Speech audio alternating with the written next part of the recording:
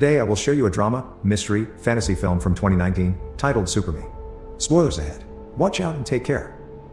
Sang Yu is a lonely, poor scriptwriter with no job, no friends, and dead parents.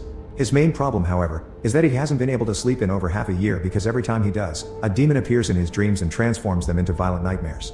Tonight, Sang Yu is dreaming about being in the subway when the demon arrives, grabs him by the hair and after making a hole on the floor, puts his head through it, killing him. He wakes up right after his dream self dies and intends to do some writing, but his landlord knocks at his door claiming he's brought him some food. But Sang Yu escapes through the window because he doesn't have the rent money. As he walks the streets, he remembers all the experts he's visited on the subject of dreams, psychologists, doctors, scientists, religious devotees and the like. They all had different theories on what dreams do and can mean, but nothing concrete that could help him in any way. He stops at a food stand and asks for a crepe with no eggs because that's all that he can afford, but the crepe man adds an egg anyway as a free treat. While he waits for his meal to be done, he watches the cafe across the street where Hua, the girl he has a crush on, works. He met her years ago when he was hanging out at a bar with some friends and she was there playing with her band. Her singing voice was beautiful, and he has been thinking about her since then. Once his crepe is ready, Sang Yu sits down to enjoy it, but he's suddenly startled by San Ji, his manager. Sang Yu starts running away and drops his crepe on the way, but he's too weak to go too far and San Ji eventually catches him. He takes him to a restaurant where he makes him watch as he eats, scolding him for not respecting his contract and not handing in a script in time. Sang Yu tries to explain his insomnia doesn't allow him to concentrate and write, but San Ji doesn't listen and demands for the script to be done in 10 days. Afterward, Sang Yu returns to his apartment only to find it locked and all his stuff in the hallway. His landlord has finally kicked him out. He goes to a cafe to see if he can get some writing done there, but he's too hungry to think and he ends up falling asleep.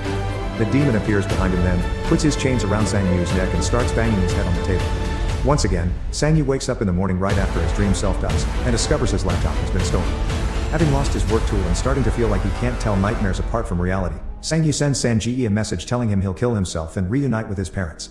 He chooses the roof of the building across Hua Er's cafe and watches her as he steps onto the edge, ready to jump, but the crepe man interrupts him by offering him free food. The man joins him on the roof and while Sang Yu eats, he tells him about people's different views on death and dreams, and reaches a simple conclusion. When Sang Yu is having these nightmares, he should tell himself I'm dreaming to be able to get out of them faster. Sang Yu stays on the roof watching Hua until night falls, then he sells his cell phone in order to get some money to buy food. He goes to a convenience store, where he considers stealing some things but changes his mind when he notices he's being watched. The food he purchases is eaten outside the store, where Sang Yu is shocked to be suddenly approached by Hua who shows concern for him. This is too good to be true, and Sang Yu quickly sees why. Hua is actually the demon, who starts pushing him against the glass. This, to the store clerk, looks like Sang Yu is having some kind of panic attack. The demon picks up Sang Yu and as he stabs him with his sword, he throws him through the window. Sang Yu holds onto the sword as he remembers the crepe man's advice and reminds himself that he's dreaming, which allows him to wake up right in the middle of being thrown. In real life, he's also flying through the shattered glass, and while he isn't stabbed, he mysteriously finds the demon's sword in his hands. He runs away before the ambulance the clerk called for arrives, and he stays at the park all night, examining the sword and making sure he isn't dreaming again. In the morning, he goes to the flea market to sell it, and all the buyers' eagerness to buy makes him realize he has something valuable in his hands. So instead, he decides to go to a pawn shop, where they pay him the sword's actual value, $20,000. Sang Yu wastes no time and starts spending it. He gets a new computer, eats at a nice restaurant, and stays at a fancy hotel.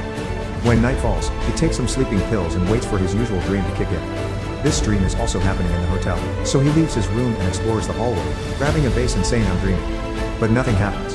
He decides to explore a little more and that's when the demon appears, chasing after him with a giant gold axe. The demon hits him with his weapon and tosses him around, causing quite a number of injuries, but after a few hits, Sang Yu manages to grab the axe and says I'm dreaming. Once again, he wakes up with the weapon in his hands and no wounds to be seen. The axe is sold at the same pawn shop and the money is immediately spent again. Sang Yu gets nice clothes, a new car, and spends the night drinking with some women at a bar.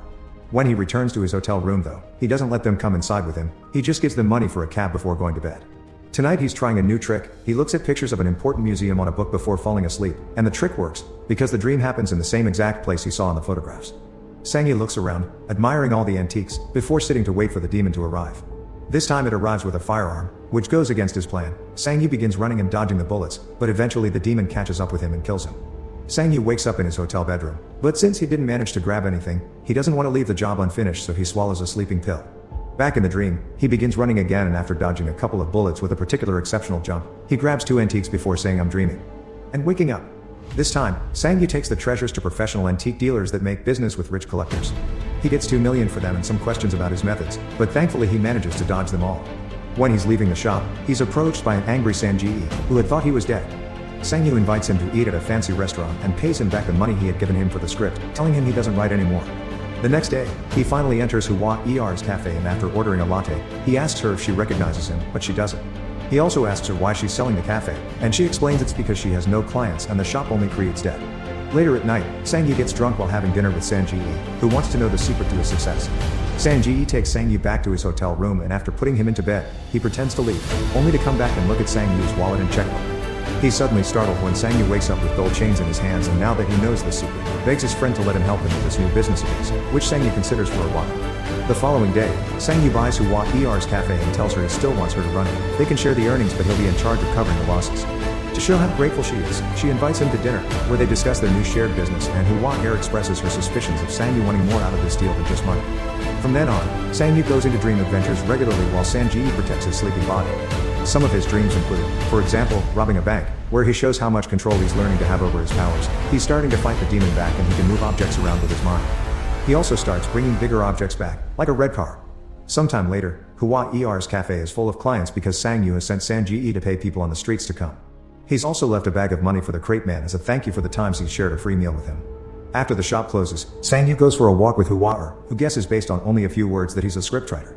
Sang-Yu begins to walk her home every day after work, and one night, he lets her drive the red car from his dream, which he tells her is for her. Such fortune makes her assume he's a very famous scriptwriter. While she drives through the night, Sang-Yu remembers the day he met her. After her show, he saw her crying after a fight with her ex and afterward, he followed her to the movies a couple of times. Sang-Yu decides to take her to the movies in the present, which Hua accepts, but it also makes her wonder when they'll get to see a movie he wrote. Not wanting to be caught in his lie, Sang-Yu writes a script for real and gives it to Sang-Ji to read while he dreams. Since Hua is constantly in his mind, he dreams about being in bed with many copies of her, so he forces himself to wake up pretty quickly only to find Sang-Ji crying at how good the script is.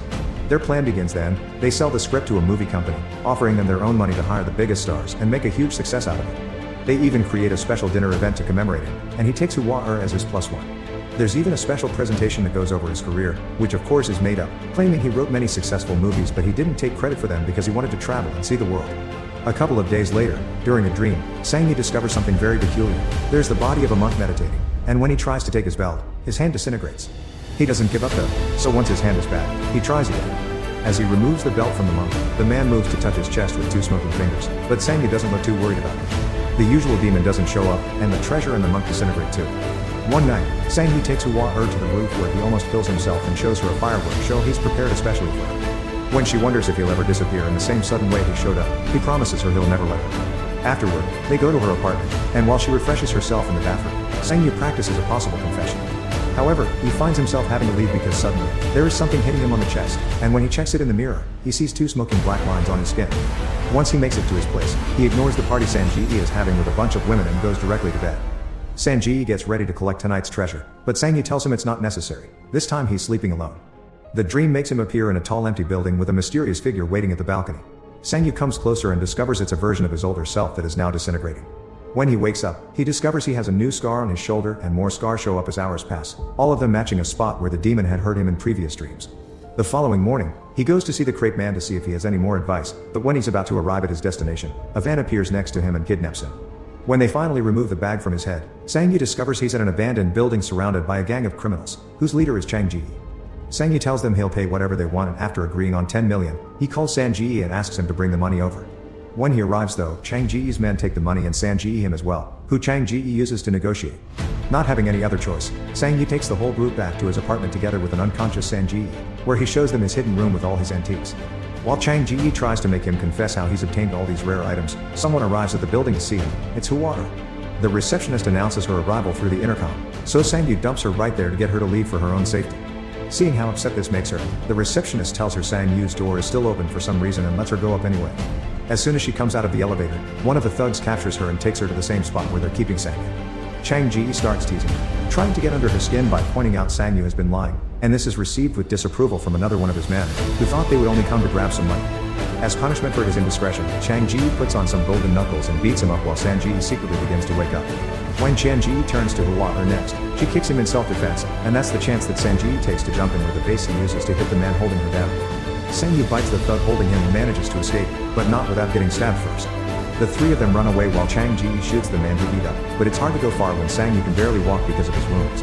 The men catch up with them on the stairs and one of them manages to stab Sang-Yu again, but Sang-Ji sacrifices himself by staying behind and distracting the thugs while Sang-Yu and Hua escape. Only one normal man isn't enough to go against two trained men though, so Sang Yi is beaten to death.